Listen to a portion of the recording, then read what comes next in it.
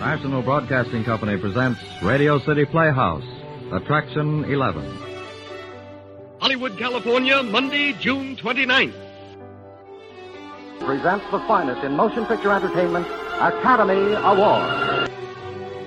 From Hollywood, Skippy, America's largest selling peanut butter. Cary Grant, Katharine Hepburn, and Jimmy Stewart. The Lux Radio Theater welcomes you all.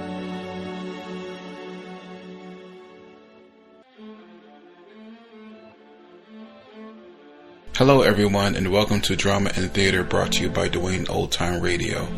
Before we get to today's drama, if you enjoy what I'm doing, let me ask you to subscribe to my channel. Subscribing is 100% free, and you will receive notifications on new posts.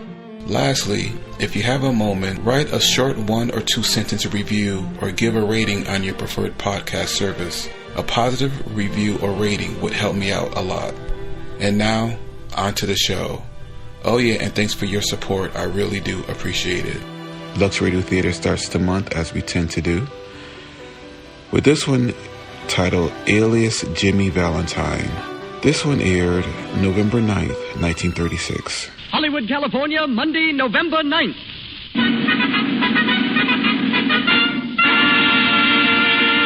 The Lux Radio Theater presents Pat O'Brien and Madge Evans in Alias, Jimmy Valentine, with Alan Jenkins and William Frawley.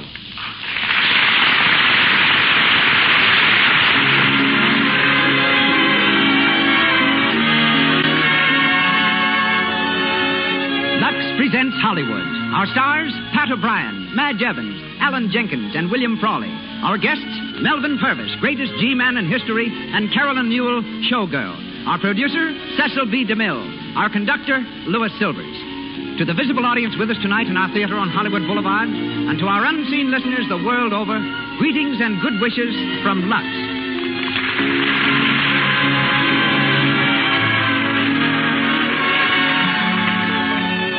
And now, a brief word to the ladies.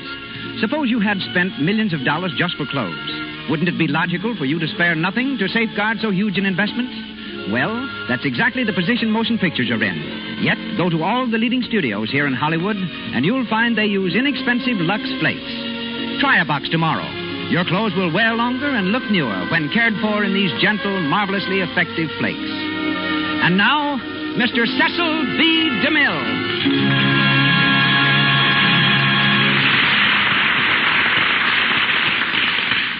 Greetings from Hollywood, ladies and gentlemen.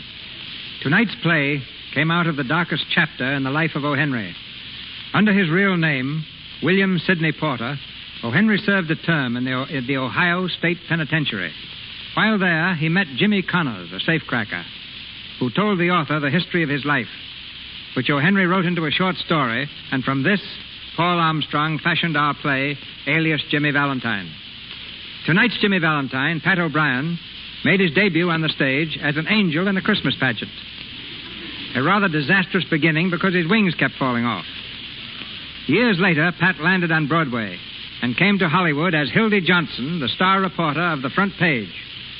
Pat has remained a headliner ever since and is seen next in The Great O'Malley. Madge Evans made her screen debut at the age of 3. She has been chosen by 69 universities as the typical American college girl, but she never went to college. Madge, whose current picture is Piccadilly Jim, is heard tonight as Mary Lane. Besides Pat, there are 2 other Irishmen on our program. Alan Jenkins, heard as Red, and William Frawley as Doyle the detective. And here goes the curtain as the Lux Radio Theater presents Alias, Jimmy Valentine, starring Pat O'Brien in the title role and Madge Evans, with Alan Jenkins and William Frawley.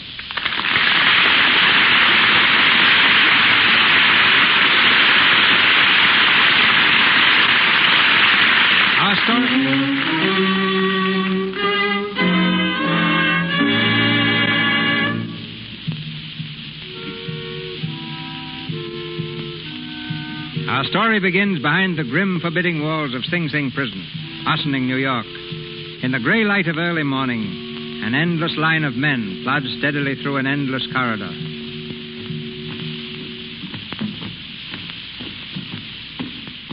Somewhere in that line is a quiet, easy-mannered young prisoner.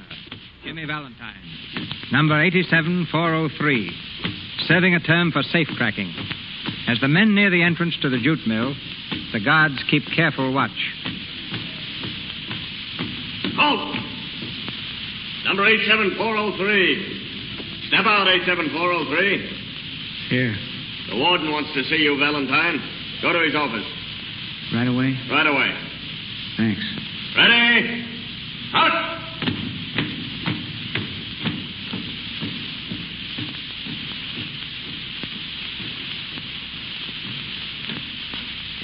Oh, come in, Valentine. Yes, sir. The guard said you wanted to see me. Yes. I suppose you know what it's about. The pardon? It came through last night. You'll be leaving tomorrow. Well, that's certainly good news. 3 years off. I told you to behave yourself in here. Yes, sir. It also pays to behave yourself when you're out. Yes, sir. What are you going to do, Valentine? Get a job, I hope. A steady one? If I can. Good. I'm not going to give you the usual talk, Valentine. I don't think you need it. You're smart enough to know your way around, and nothing I can say is going to make much difference. Just remember that from now on, it's up to you. You can go straight, or you can crack a couple of safes and land back here with a second offender's sentence. Now, which is it going to be? Oh, I'm going straight. Sure of that? Positive. That'll be all. You can report to Wilson now over at the jute mill. Tell him I said you're to be off all duty today. Thank you, sir. See you tomorrow morning. Yes, sir.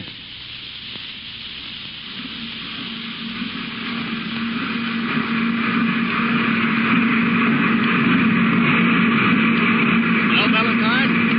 Warden said to report to you. I'm off duty today. Oh, you're going to leave us, eh? Tomorrow morning. Well, take your last look at the jute mill. Thanks. I've seen enough of it right now. I just wanted you to remember what it's like so you won't be itching to get back. Don't worry. I'll be hearing this noise in my sleep for the next 10 years.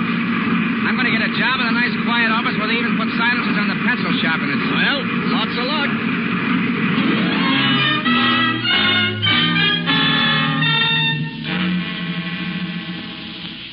Well, you seem to know what it's all about, Valentine.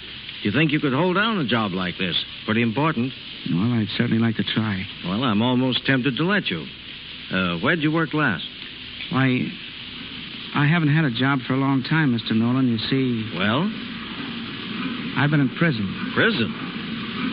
Yes, I thought I'd better tell the truth about it and maybe... Prison? I'm afraid that killed your chances, Valentine. Oh, but I'm straight now. If you only let me out... I'm sorry. I appreciate your telling the truth, but we won't be able to take you on. Good morning.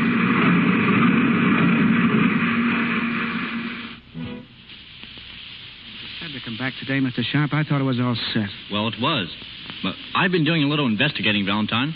You're not the man for the job. Oh, I get it. Why didn't you tell me you'd served time? Would it have made any difference? Well, I don't know. I'm sorry, Valentine. All right. Thanks, anyway.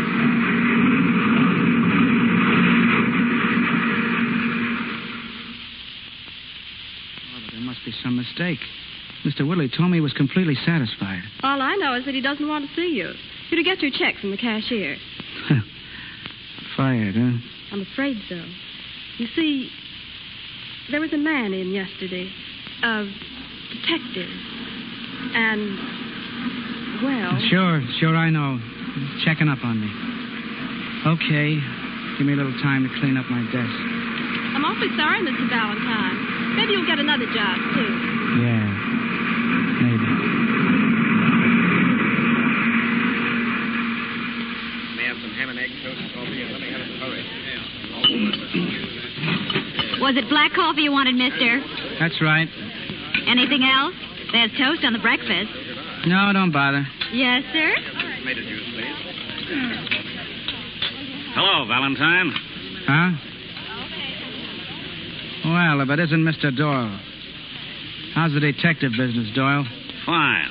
You mind if I sit down? Suit yourself. Thanks.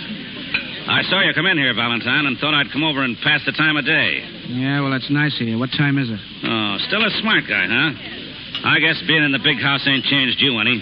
Who sprung you? I beg your pardon? You know what I'm talking about. Who got you out of stir? Oh, the governor. He pardoned me. When? About a month ago. That's great. Yeah, you don't seem very pleased, Doyle. Why should I be? I had enough trouble putting you up there. Sure you did, on framed evidence. What do you mean, framed evidence? Just what I said. I didn't pull that bank job in Danville, and you know it. But you bribed a couple of double-crossing stool pigeons to swear they saw me in Danville the night the bank was cracked. You weren't smart enough to get me on your own, Doyle. You had to frame me. Why, you cheap little crook. I ought to sock you right on the chin. Oh, sure you ought to. But I wouldn't if I were you. You haven't got me in the jug now. I'm a decent, law-abiding citizen. Yeah, well, you won't be for long. I'll slap a big stretch on you if I have to follow you to China. Yeah, but you'll have to get something on me first. I'll take care of that, mister. Wait till you pull your next job. How do you know I'm going to pull one? How do I know? I get you. You're going to hand me that line about going straight, huh? Well, I'd like to believe you, Valentine. I'd be the first guy to give you a break. But guys like you can't go straight. It's in your blood. You'll be cracking another safe inside of a month. And when you do, I'll be right behind you with a pair of bracelets. All right, copper. But you get this. Until that time comes, I want you to lay off of me. Let me alone. Oh, no. I'm going to keep my eye on you, Valentine. I'm going to watch every move you make. Oh, what a nice, pleasant guy you are. Man's got a swell chance to go straight with a flatfoot like you tailing him every minute. I've done my bit, haven't I? Yeah, part of it. What are you talking about? I just told you I was pardoned. I wasn't thinking about the stretch you did for the Danville job. Oh. What I meant was that you never served a day for cracking that safe in Springfield. Springfield? Now, don't play innocent, Valentine. No one ever did find out who was responsible for that job, but we've been digging up a little more evidence lately, and it looks like you. You're daffy. I was never in Springfield in my life. Which Springfield? No Springfield. Wait a minute. I happen to know you were, see? In Springfield, Mass. You were there the same night the job was pulled. Yeah, but you got to prove that, mister. Don't worry, I will. It may take a little time, a year, maybe 5 years. But as long as we're both alive, I'll be working on it. So long, Valentine. I'll see you in the DA's office. Rat. Waitress, Yes, sir? give me a check, will you, please? Okay. Orange juice and 2 cups of coffee. 35 cents. All right. Keep the change. Thank you, sir. Adam and Eve on a ramp. All right, let's go.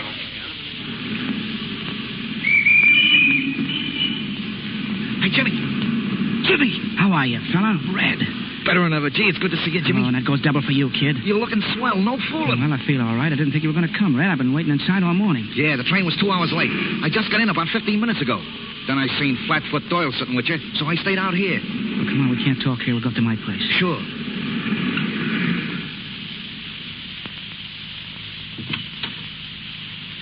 Well, here we are, Red. Not much, but it'll do. This place is okay. I like the old one, though. No, the bankrol's not like the old one either. Sit down. Yeah. Say, what did Doyle want with you anyway? Doyle? Oh, nothing much, I guess. Just trying to put the screws on me, that's all. He would. Says he's got some new evidence about that Springfield business. You don't think he has, do you? No, I don't think so. Mostly bluff, I guess. Well, Red, what have you been doing with yourself? Oh, I've been doing all right. Little jobs here and there out on the coast. Nothing much to speak of. I've been kind of waiting for you. Yeah. Say, that reminds me. What was all that junk about you going straight? What's that? You know, all that stuff you wrote in the letter about getting a job and going straight. Oh, yeah, that. Forget it, Red. Sure. I knew you was only kidding. You ever try to be honest, Red? Oh, me? Oh, no. No? Well, it's a pretty thankless job. I came out of stir a month ago with a mind all made up to go on the straight and narrow. I was going to look for a position, a steady one. Doing what? Oh, I don't know. I didn't care much what I did. When I was in the jug, I worked in the jute mill in the morning and on the books in the afternoon, in the office. It taught me a lot about accounting. I thought maybe I could get something in that line. Accounting, huh? Well, I guess I should have known better. I haven't got a chance. Yeah, jobs is kind of scarce. No, Red, it isn't that so much. It's my record. My record and a couple of rats like Doyle. Keep hounding you every minute of the day, every day of the week. Yeah, nice guys, them dicks. Oh, it's not all of them, I guess. Most of the men on the force are all right. They got their jobs, and they do them just like you do yours. But you'll always find a few that are looking for a soft job behind a desk, and they don't care how they get it. Fellas like Doyle. He's hounding me now for something that happened 3 years ago. I told him I wanted to go straight, but what difference did it make? He'd like to send me up for life. He's going to follow me all over the map till he does. What are you going to do? I'm going to blow this town on the first rattler I can get. Where are you going? I don't know. Sticks, probably, where nobody knows me. I'll change my name, keep on the move till Doyle gets tired of looking for me. Well, what name are you going to use, Jimmy? I ought to know in case I want to reach you. Randall. Lee Randall. Randall? Go on.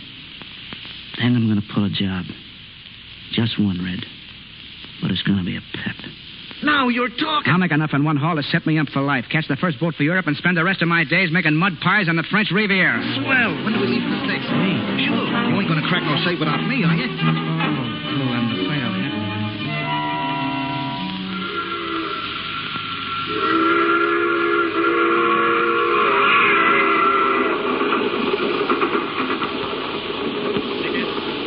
All tickets, please. Have your tickets ready. Tickets, mister. Here you are. What time do we arrive in Glendale, Conductor? 4:58. Thank you. Tickets, please. Where's your ticket, lady? My ticket? Well, I've been waiting for you to come through the train, conductor. You see, I haven't got a ticket. You got on at Warrenstown, didn't you? Yes, I did. I'm going to Glendale. Glendale. Let me see now. Warrenstown to Glendale. Now, that'll be $7.32. Oh, but don't you see, well, I haven't any money either. What's that? No, I lost my purse just before I got on the train. I left it on the counter at the information booth, and my ticket was in it, and, well, I thought perhaps I could explain it to you, and... I'm sorry, miss, but I don't know just what I can do about it. Well, my mother's meeting me at the station in Glendale. She'll give you the money then. Well, we changed conductors 4 stations this side of Glendale. I don't know. Conductor. Yes, sir? I'm getting off at Glendale. I'll pay the young lady's fare. Oh, well, that'll be all right, then, sir. Oh, thank you, but I couldn't let you do that. Please, it's quite all right. Your mother can pay me back when we arrive. See, I think you said 7:32, Conductor? Yes, sir. There you are. Thank you, sir. 7:32 and 8 is $7.50, and 50 is $8. Thank you. Tickets? Have your tickets, please. Tickets? That was awfully nice of you. No, that's all right. I feel like a perfect fool. Well, I've been in the same boat myself. I'll probably be in it again sometime. Well, I only hope you'll meet someone as kind-hearted as you've been to me. Thanks. I don't know what I would have done, really. I haven't a penny with me. You see, I'm not used to being away from home very much. You live in Glendale? Oh, yes, I've always lived there. That's where I was born. I suppose I ought to introduce myself. My name is Mary Lane. Well, how do you do, Miss Lane? My name is Randall. Lee Randall. How do you do? I'm awfully glad to meet you. I guess I ought to be. You're going to Glendale, too, aren't you? Yes, I am. Have you ever been there before? No, this will be my first visit. I thought so. Why? Well, I've never seen you before. It's a very small town. And, well, you get to know everybody. Do you expect to stay long? Well, that depends. Oh, this is just a business trip. Yes, in a way. You see, I have no business. I am just sort of looking around. You want to invest in something? No, not exactly. I'm going to I'm going to look for a job. Well, why go to Glendale? Well, I don't know. I just thought I might have more of a chance in a small town. Oh, I see what you mean. What sort of work do you do, Mr. Randall? Well, I'm an accountant. An accountant? Where did you work last? Last? Yes. Well, I worked for the state. Yes, state. Oh, a government job. Yes, you might call it that. I hope you don't think I'm impertinent asking you questions like this. Oh, not at all. But you see, I have a reason. Well, when you said you were an accountant, I thought I might be able to help you. Help me? Oh, yes. Not directly, of course. But I think my father might be able to find you something. I'll speak to him tonight. Oh, no, please, don't bother. But I'd like to. You were so awfully nice to me, and I'd feel as though I were returning the favor. But at least I could introduce you to him, and even if he couldn't use you himself, it'd be a good contact for you. He's rather a prominent person in Glendale. Oh, yes? He's the president of the Farmers Bank. Oh, I see. Why, what's the matter? Wouldn't you care to work in a bank, Mr. Randall? Oh, yes. I think I'd feel right at home working in a bank.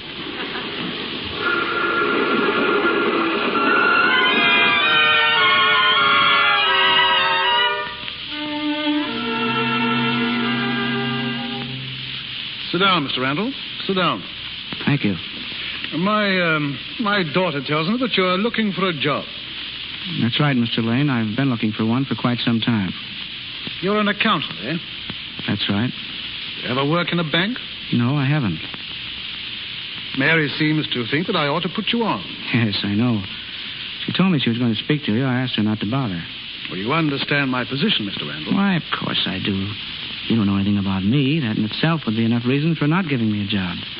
I'm glad you see it in that light. Of course. But on the other hand, the fact that I'm not acquainted with you is not evidence that you couldn't fill a position very satisfactorily. As a matter of fact, we need a teller right now. And I'm quite willing to see what I can do for you. Oh, thank you. That's very kind. I suppose you have references? Yes, I have. I brought them with me, if you'd like to look them over. I'd like to very much. The first one here is from the general manager of a firm I worked for several years ago. The Mohawk Lock Company. The Mohawk Lock? Don't believe I've ever heard of it. What sort of a firm was it? A manufacturing company. They manufactured safes. I was with the Mohawk Company for about 2 years, and then I got an offer from another firm to go out to Chicago and take over the office.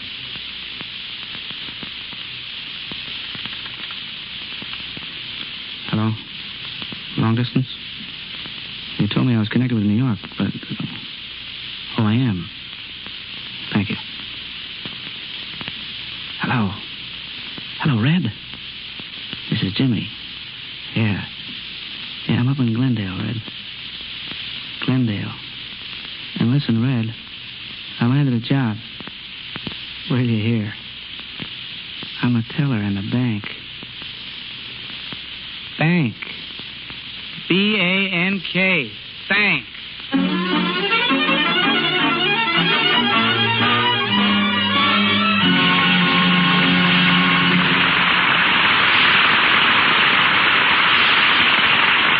In a moment, we will continue with the Lux Radio Theater presentation of Alias, Jimmy Valentine, starring Pat O'Brien and Madge Evans. But first, we'll take you to a pleasant home on Outpost Drive, not far from Hollywood Boulevard. 8-year-old Catherine is holding a stepladder while her mother fixes a picture which hangs crooked. Mommy, do you have to wear old stockings around the house? These aren't old, dear. I just seem to be unlucky about always getting runs. I saw a funny in the paper yesterday about cutting down runs. Oh, there isn't anything you can do about it. But, Mommy, I have the paper right here. It says washing stockings with Lux cuts down runs because it saves The word is elasticity, darling. Well, if Lux says it, Mommy, why don't you try some? Well, maybe I should. In fact, I will. Let you and I go to the store and get some. When stockings go into runs too quickly, it's extravagant to throw them away, a nuisance to mend them, and untidy to wear them around the house. That's why more and more women are taking to Lux for stockings. Lux preserves the elasticity of the silk, so stockings give without breaking into runs so easily under sudden strain. Cake soap rubbing and soaps with harmful alkali tend to weaken elasticity. Lux has no harmful alkali, saves elasticity. Make a note to buy some Lux tomorrow.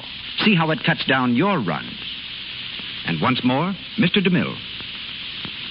We continue with our story, Alias, Jimmy Valentine, starring Pat O'Brien and Madge Evans, with Alan Jenkins and William Frawley. 6 months have passed. The little town of Glendale has gone peacefully on its way. For strangely enough, no burglar alarms have disturbed the quiet of the night, and the Farmers National Bank is still intact. We're in the living room of the Lane home, where Mary is carelessly turning over the pages of the town newspaper. Suddenly, she sees an interesting item in the social column and turns eagerly to her mother. Look, Mother, it's in the Glendale News. What, Mary? About Lee. Listen. Mr. Lee Randall, a newcomer to Glendale, has been making quite a name for himself down at the Farmers Bank. We understand that Mr. Lane has given him 2 promotions within 6 months. More power to you, Mr. Randall. We are glad to have you in our midst. Isn't it marvelous, Mother? Well, I should say so. I wonder if Lee's seen it yet. I'll save it and show it to him when he comes. You like Mr. Randall, don't you, Mary? Why, yes. Everybody does. Well, everybody isn't in love with him. Mother. Oh, you needn't be so shocked. You are in love with him, aren't you? Well, yes, a little bit. I knew you were. Does he care for you, Mary? I think so. He hasn't said very much, but he manages to give that impression. Yes. Well, if I must lose you, I can't think of anyone I'd rather lose you to. Oh, Mother, you're sweet. Mother! Yes, Kitty? Bobby's making noises in the door. I am not. He's frightening me, Mother. Bobby, you stop that. I'll be up there in a minute if you don't. Archie, that's a big scissors. Oh, those children. I'll take it, Mother. Hello? Hello, Lee? Yes. How are you? What? Why, what's the matter? Oh, I see. Tomorrow night? All right. I'll wait for you to call. Goodbye. What's the matter, dear? Oh, he can't come over tonight. He has to stay home and entertain. Entertain? Yes. An old friend of his just arrived in town. I think Lee said he was from New York.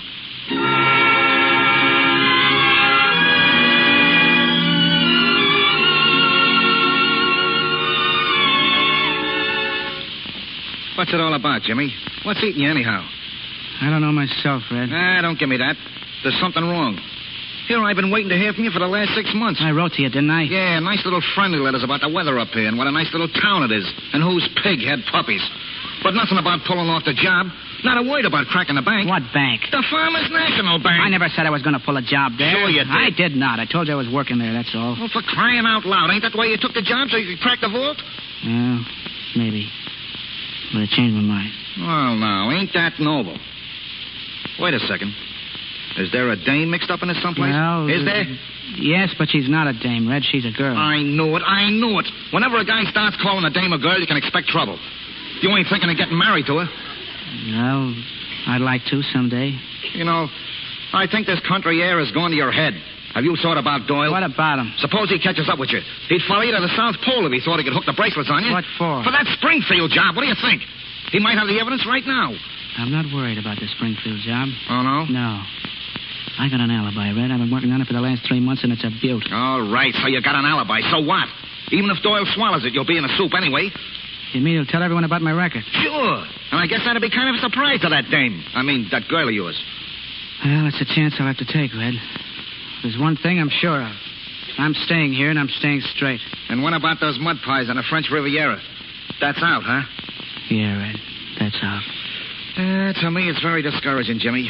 Here you are, the best cracksman in the business, the only guy in the world who can open a safe without using tools or nitro, and you're throwing away your whole future for a skirt. I'm not throwing it away, Red. I'm making it. I don't suppose there's nothing I can say then. To change my mind? No. Oh, I got my chance now, Red. I'm not going to muff it. Well, I guess that's that. I feel kind of bad, Jimmy. I mean, well, we've been pals for a long time. Oh, well, gee, kid, can't we still be pals? Yeah, a banker and a crook.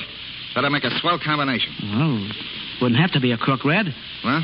You could go straight, too. Nothing doing. I ain't going to slave my life away in no regular job. 8 hours a day for chicken feed? Oh, no. Oh, you got the wrong idea, Red. You think a regular job is dull, uninteresting. Well, it isn't. There's a big kick in it. Not for me, there wouldn't be. Of course there would. I used to think exactly the same as you do, but look at me now. Yeah, look at you now. A softy. Well, all right. But I'm happy. Red, I'm happier than I've ever been in my life. Why don't you take a word out of it, kid? I can get you a job up here. In Glendale? Sure, be right near each other. What do you say? I don't know, Jimmy. There ain't nothing I can do anyhow. If I sign something you can do, will you take it? Well... Will you, yes or no? All right. Swell. But get this. I ain't doing it because I want to go straight, see? I'm doing it because you're asking me. All right, then be tough. You said it. Now, what do I do? Well, if a fella's made up his mind to go straight, there's only one thing to do. Expose him to temptation right off the bat. And if he pulls through, he's all right. Okay, spill it. What's the job? Red, I'm going to make you a night watchman in the Farmers National Bank.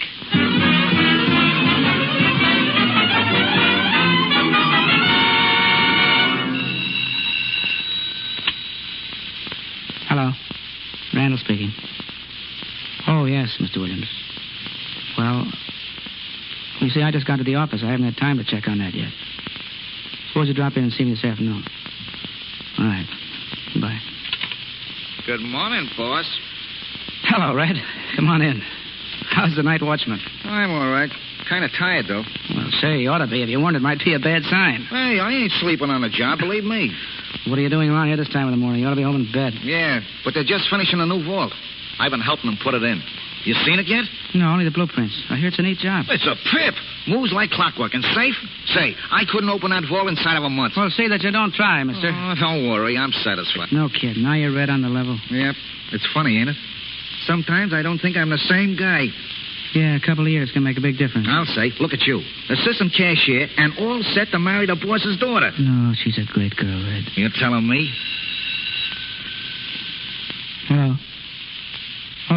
Yes, tell him I'll be out there in a couple of minutes. May I come in? Mary, how are you? I just dropped by with Kitty and Bobby. They wanted to see Father. Hello, Mr. Davis. Morning, Miss Lane. I see they have the new vault in already. Yeah, I was just telling Mr. Randall about it. Father's out there now, giving it the once-over. Yeah? Well, I'll ankle out and see if there's something I can do. Excuse me. Well, how are you, darling? All right. Well, don't I get a kiss? Think you deserve one? What do you think? Oh, gee, I'm crazy about you, Mary. Are you? I love you, too. You know, honey, I can't wait for next month to roll around. Wonder what it's going to feel like waiting up there at the altar while you come walking down the aisle. Stumbling down the aisle. I'll probably be so nervous I won't be able to stand. Look, I've been shopping this morning. Good. What'd you get? Wait till you see. There. How do you like it? Say, that's swell. It's beautiful. What is it? It's material for curtains. I thought it was the bridal veil. It has so, Bobby. It has not. It has so. I tell you, it has not. Kitty, Bobby, what's the matter? Oh, she says the new vault has a radio in it. A radio? Yes, it has, Mary. It has a round thing with numbers. She means a dial on the outside. Isn't that a radio? Isn't it, Mr. Randall? Well, no, Kitty. I'm afraid it isn't, but I'll have one put in if you like it. There you are, smarty. Bobby, behave yourself. I'm going in to see Father, and if you don't stop acting like a young hoodlum, I'll tell him. I ain't doing nothing. Well, see that you don't. Wait a second, Mary. I'll go with you. I want to speak to the teller a minute. Bobby. What? Want to play something? No. Oh, Bobby, come on. Play something with me. Well, all right. You'll play banker. I'll be Father and you be somebody that wants to borrow money. No, I don't want to play that. Let's play elephant. You can be the elephant. No. I'm going to be a banker. Now, sit down, madam. Why? Don't ask questions. Sit down. All right. I understand you wish a loan, madam. Uh-huh. Well, I thought so. Now, how much? How much can I get? No. You say a whole lot at first. $50,000. That's a great deal of money, madam. Well, that's the most I could think of. Don't talk that way. You'll be put out for saying things like that. I suppose you've got some kind of security, madam. Well, I don't know. Sure you have. You got a farm, haven't you? Oh, yes, I got a farm. Well, how large a farm? A big one. Well, that's good. Now, what grows on this farm? Potatoes. Anything else? Potatoes and vegetables. That's silly. Potatoes are vegetables, too. They are not. They are, too. I'm going to ask Mr. Randall. Mr. Randall. Go ahead and ask him. You'll see. Mr. Randall. Oh, Mr. Randall. Oh, I told him I'd see him this afternoon, Smith. You better let me take care of it. Yes, Mr. Randall. Mr. Randall. That'll be all, Smith. Yes, sir. Mr. Randall. Go ahead and ask him. Ask him. Say, now, what's going on here? Another argument? Bobby says potatoes are vegetables. Sure they are. Are they, Mr. Randall? Well, now, Kitty, that's a question that requires a lot of thought. Hey, boss. Yes, Fred? I got to speak to you right away. Get rid of them kids. All right.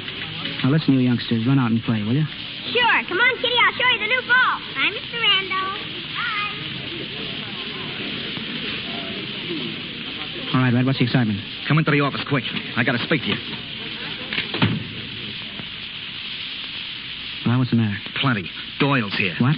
Doyle, that copper. He's here. Where? In Mr. Lane's office. I seen him go in. Holy... He's after you, Jimmy. Sure as shooting. It's about the Springfield job. He said he was digging up new evidence. He must have found it. Come on, Jimmy. Let's get out of Wait here. a minute. Does he know you? I don't think so. All right, then sit tight. I'll handle Doyle. What do you mean? Just keep quiet and let me do the talking. I'm going to alibi that guy till he's dizzy. Alibi? Now, listen, you get this. I'm not Jimmy Valentine, Red. I never heard of him. I've been straight all my life, and I can prove it. What are you talking about? Come here. Let's see. Where is that thing? Oh, yes. Here we are. Here. See this book? Yeah? Scrapbook full of newspaper clippings.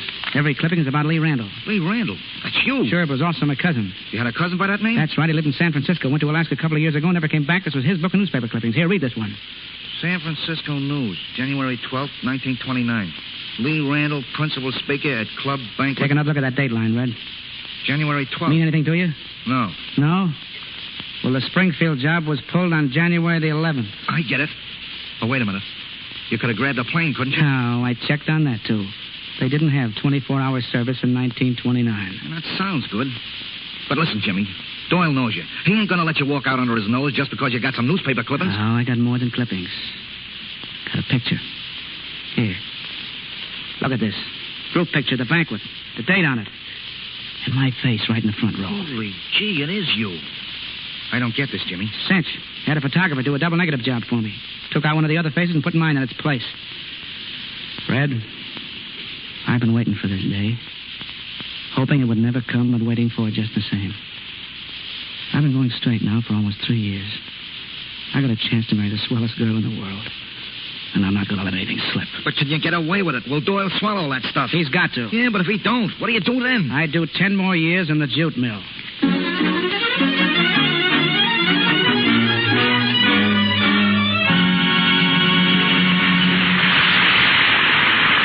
We pause for station identification. This is the Columbia Broadcasting System.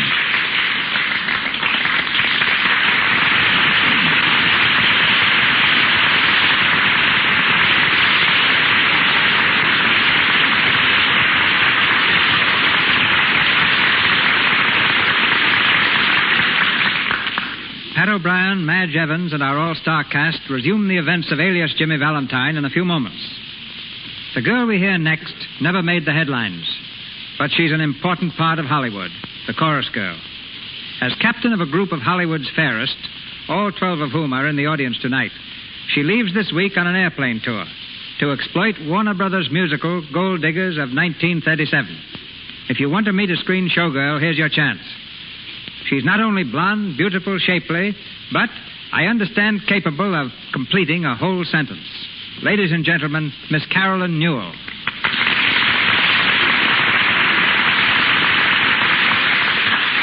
Oh, hello, Mr. DeMille. Gee, you're cute. Well, you're not so bad. We're on the air, Miss Newell. Oh, just like a radio program? Practically the same. And everybody hears whatever I say? Yes, they do. Oh, goody. Hello, Jack. Hello, Mortimer. Just a minute. Mr. Jacoby. Just hello, a minute. Hello. Don't say anything until I ask you a question. Then talk straight into this. This is a microphone, Miss Newell, see? Microphone. But of course, an apparatus for converting audio energy into electrical energy. Anybody knows that. Well, upon my word. Microphone, it comes from the Greek word micros, meaning small. Oh, you know a little Greek. Not anymore. I haven't seen him in years. Oh, Nicholas. Miss Newell, you're quite an enigma. Oh, and I like you, too. What I'm struggling to determine is how you got into pictures. Well, when I was in high school... You were in high school? I'll thank you for not interrupting me, sir. But how did you get into pictures? Well, a Spanish boy I knew taught me to speak Spanish, and I got a job in a foreign language studio. After that, I was with Gene Harlow's stand-in at Metro, and then I went to Warner Brothers. Mm-hmm. Are all showgirls like you, are they? Mr. DeMille, you say the nicest things. Oh, well. What are your latest pictures? Stage Struck, Cain and Mabel, and now Gold Diggers. Do you smoke or drink? Thanks, but hadn't we better wait till we're through? What's the showgirl's idea of marriage? Well, it's like this. If a man came along with plenty of money, I think most of us would like to get married, providing we fell in love. That's important, too. But personally, if a man without money wanted to marry, I don't think it would be fair to either of us. You see, showgirls are really too independent to...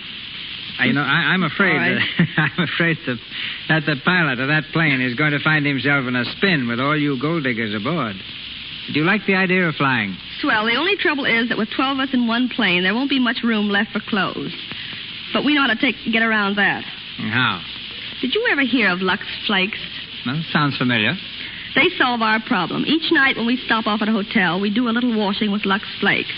We use Lux all the time at the studio for our sweaters and costumes. And we'll use it on our trip, not only for convenience, but because we want to look our best always. You ought to try it sometime. I will. Sounds like lots of fun. Yes, indeed, Mr. DeMille. This has been lots of fun. If I haven't given the audience a very concrete idea of what a Hollywood showgirl is really like, maybe it's because we're actually no different than other girls. No smarter and, well, I guess no dumber. Just trying to make good and waiting for the right man. Thanks loads and good night. Good night, Miss Newell.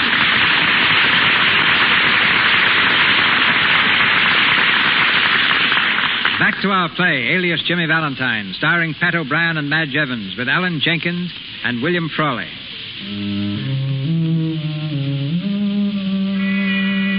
It's just a few minutes since Jimmy learned that Doyle was in the bank looking for him. Alone in his office, Jimmy is pacing the floor nervously. The door opens, and Mary enters hurriedly. Lee. Yes, Mary? Lee, I just came from Father's office. There's a man there, a detective. He's been asking Father a lot of questions about you. About me? Well? He said you're not Lee Randall. He said your name is Jimmy Valentine. Valentine? Lee, what's wrong? What's it all about? I'm frightened. Oh, now take it easy, Mary. Everything will be all right. But he's going to arrest you. He said so. I sneaked out of the office to warn you. Lee, I tell you, Mr. Doyle, this is ridiculous. Maybe it is, and maybe it ain't. Lee.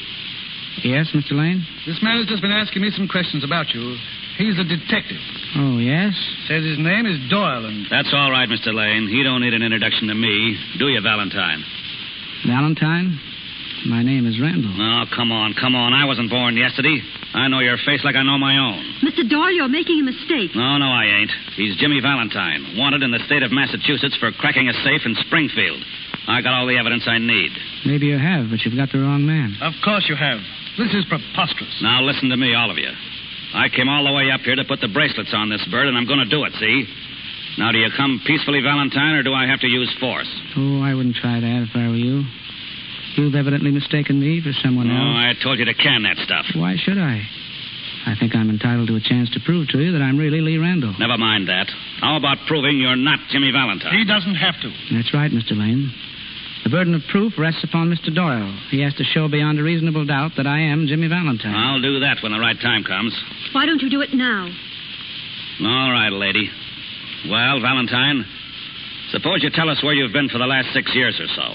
No, of course my name is Randall, but I don't mind answering your question.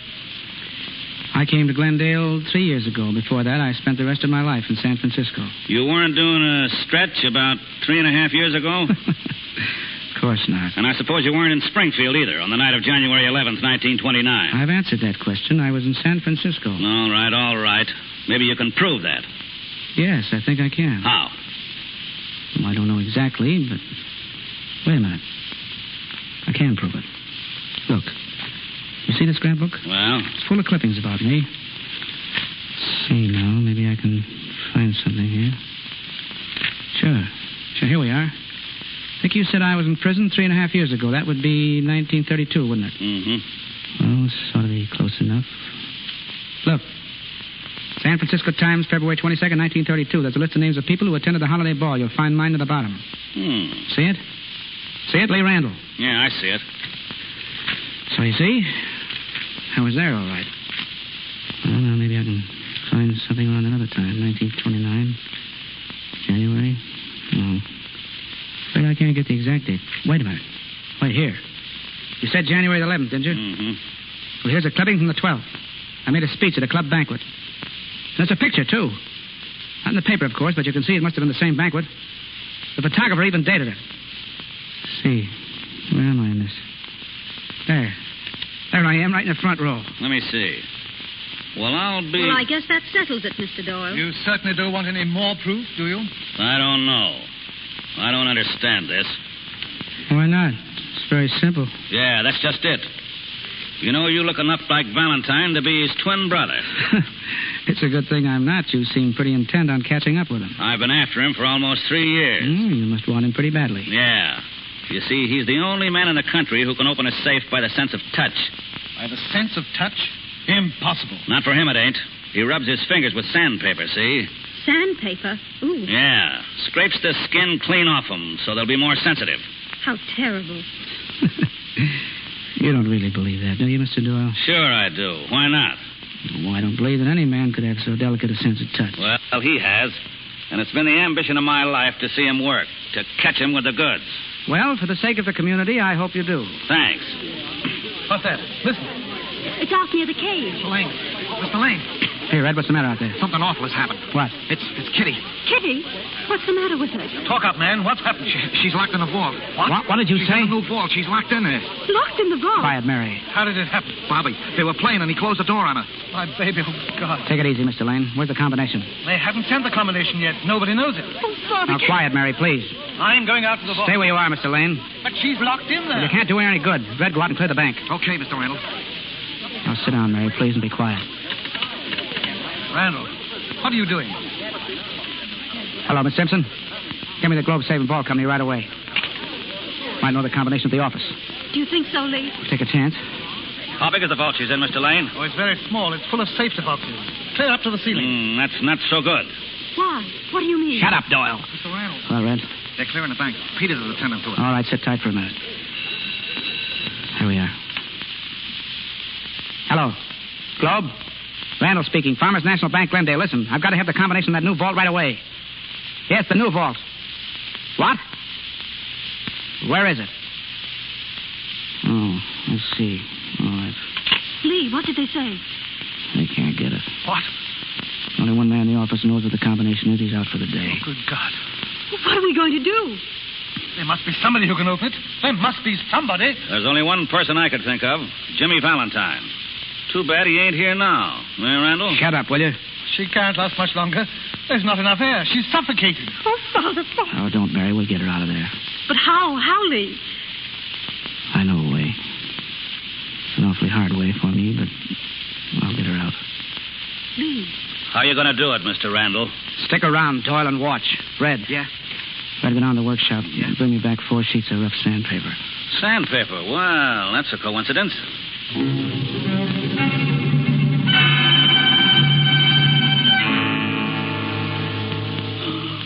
Mary, you must be quiet. You can't work if you do that. Yes, Father. How's it going, fella? I don't know yet. I don't know. Can't feel. Give me that sandpaper again, Red. Here you are. Don't you think I've done enough of that? Shut up and let me alone.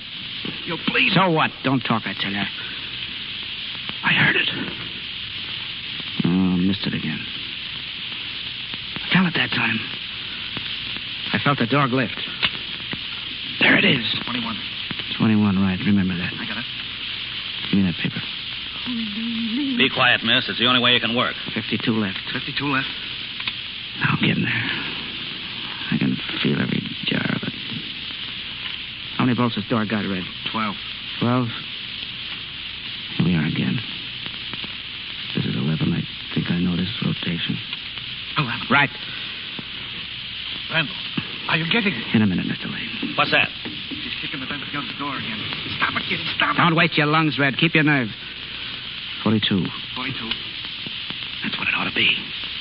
Now. 1. 1. It's your rotation, all right. 10 off the first. On 2, 3, and back. Now. 1 more, Red. Hurry. If you can stop, she might be dead. Oh, no. Wait a minute. There it is. Pull it open. Get that door open. Here it comes. Kitty! Kitty! Here she is on the floor. Give it to me. She's dead. No, she's breathing. She'll be all right. Get her down to the doctor's now. Quick. Someone come with me. Red, help carry her. Sure. Let me take her, Mr. Lane. And don't worry. She'll be all right. Just take it easy now. Oh, Lee. Look at your poor fingers. Huh? Oh. Oh, yeah. Oh, they're all right. That was a neat job opening that safe. Yeah, wasn't it? Guess you win after all, Doyle. I'm ready to go with you. Go where? Massachusetts. Oh, no. I ain't going to Massachusetts. I ain't going any place in particular, and neither are you. She needs you more than the state of Massachusetts. What do you mean? I mean that you were right, see? I made a big mistake a few minutes ago. I thought you were Jimmy Valentine. Ain't that a riot? Well, I guess I'll run along. I don't suppose we'll ever meet again, Mr. Randall, so I'll say goodbye for good. But wait a minute. Just to return your respect, Jimmy, don't think I fell for that double negative photograph. So long. Well. He's gone. Yes, but he knows who I am, Mary. So do you. Yes, darling. Your name is Lee Randall. Alias Jimmy Valentine. Lee Randall. And we're going to be married next month. You mean that? Oh, you know I do. Gee, that's funny. I told Red once I was going to crack one more safe. I guess that was it.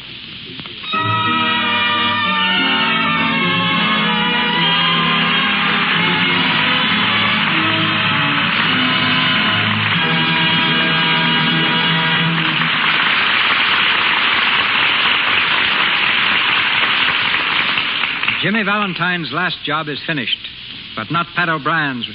With Madge Evans, he returned shortly to the microphone. In the annals of law enforcement, no name struck greater fear in the hearts of criminals, or will be remembered by this nation with greater gratitude than that of Melvyn Purvis. Mr. Purvis received his law degree from the University of his native South Carolina and practiced law before entering the Department of Justice. Though he was less than 5 feet 9 inches in height and weighed not quite 130 pounds, he became head of the Chicago office of the Federal Bureau of Investigation, the powerful organization which waged a relentless battle against such wanton outlaws as Pretty Boy Floyd, Babyface Nelson, Vern Miller, the Toohey, Carpus, and Barker gangs, Vern Sankey, and John Dillinger.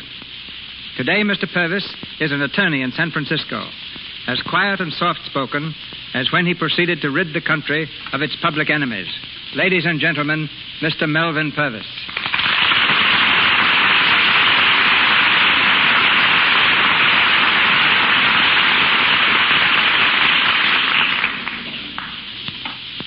Thank you, Mr. DeMille. I've listened with interest to the story of the safecracker, Jimmy Valentine.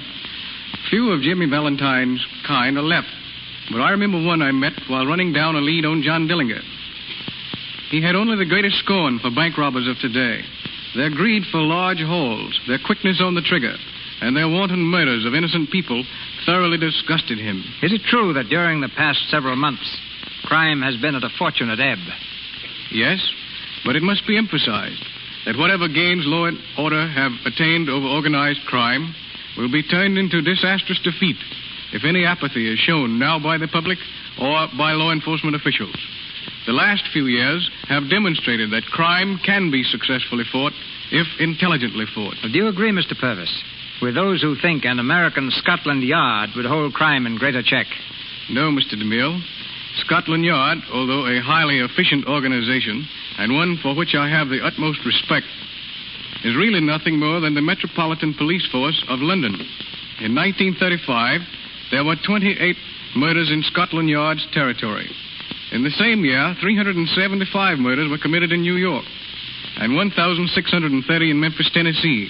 In other words, the Yard has never had to combat problems like ours. Then what do you suggest as a means of halting crime? First, it is the duty of Americans to see that the youth of our country is properly trained by giving more time and money to organizations that take boys off the street and out of dives. Second, modernization of local and state police. This can be done by giving our police at least as good equipment as the criminals have, by rewarding merit and weeding out incompetency. Third, our prison system must be improved.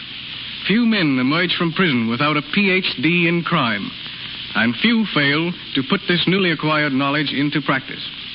Until prisoners are properly segregated in jail, until our parole and prison systems work hand in hand, the penitentiary will remain little more than a breeding place for more crime. Fourth, the public must cooperate with law enforcement officials at all times.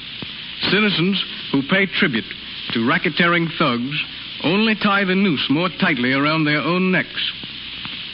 These, ladies and gentlemen, are problems which must be solved. And while the country has a breathing spell, is the time to do something about solving them. Thank you, Mr. DeMille, not only for your courtesy, but for the many hours of excellent entertainment provided by the Lux Radio Theater. Good night. Good night, Mr. Purvis.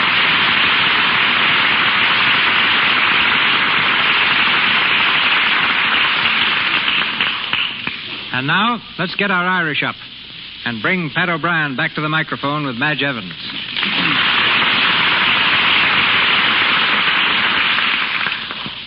I guess there'll be no holding Pat, Mr. DeMille, since you told us the real Jimmy Valentine was named Connors, another Irishman. Oh, I knew that all the time. Speaking of the Fighting Irish, Pat, how did it happen that you played football for Marquette instead of Notre Dame? Well, I'll tell you, after the one game I was in against the Fighting Irish, most people thought I did play for Notre Dame. Why, I understood you ran 95 yards for a touchdown. No, that was just the dream of a publicity man, Madge. To tell the truth, they carried me off after the first few plays. Took Marquette several years to climb back from where I left them, but look at them now. Unbeaten and untied, and how many of those are there? It looks like Marquette for the Rose Bowl, Pat. Maybe. They're practically on the field now. Yes, sir, I'm so happy I could sing. I dare you to. Oh, well, there are people listening. I've never known an Irishman who wouldn't take a dare. Well, what can a man do? Well, Mr. O'Brien, what will it be?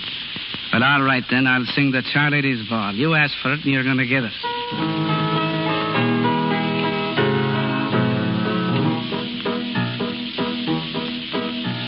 Charlady's Ball, people said one and all, you're the belle of the ball, Mrs. Mulligan. We'd 1 steps and 2 steps, and the devil knows what new steps. We swore that we'd never be dull again, bedad. We had wine, porter, and Jameson. We'd cocktails and cocoa and all. We'd rumbas and tangos, half steps and fandangos, the night that we danced at the Charlady's Ball. I made it.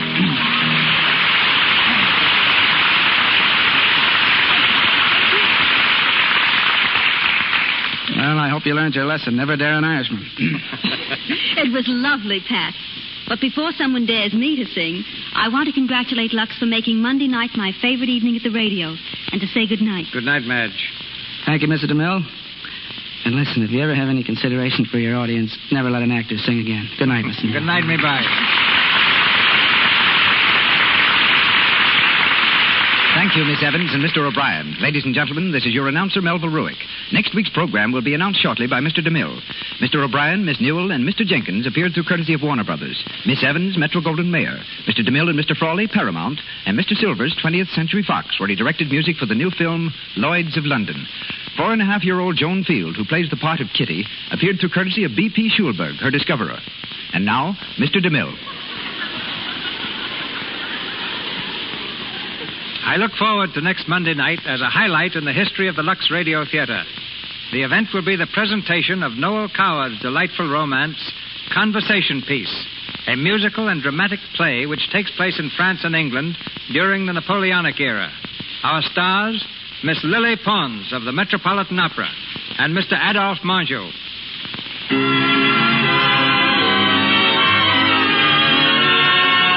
Our sponsors, the makers of Lux Flakes, join me in inviting you to be with us again next Monday night when the Lux Radio Theater brings you Lily Pons and Adolphe Manjou in Conversation Piece. Before closing, may I call your attention to the annual membership drive of the American Red Cross. Had it not been for this great Legion of Mercy, 131,000 families throughout the United States would be facing a tragic future today. The Red Cross has rebuilt and repaired homes, provided food, clothing, shelter, and medical attention for the victims of 105 disasters this year. Millions of Americans are enrolling in the Red Cross in order that its service may continue. Won't you please share in the Red Cross work? Contribute your dollar and enroll now through your local chapter. This is Cecil B. DeMille saying good night to you from Hollywood. This is the Columbia Broadcasting System.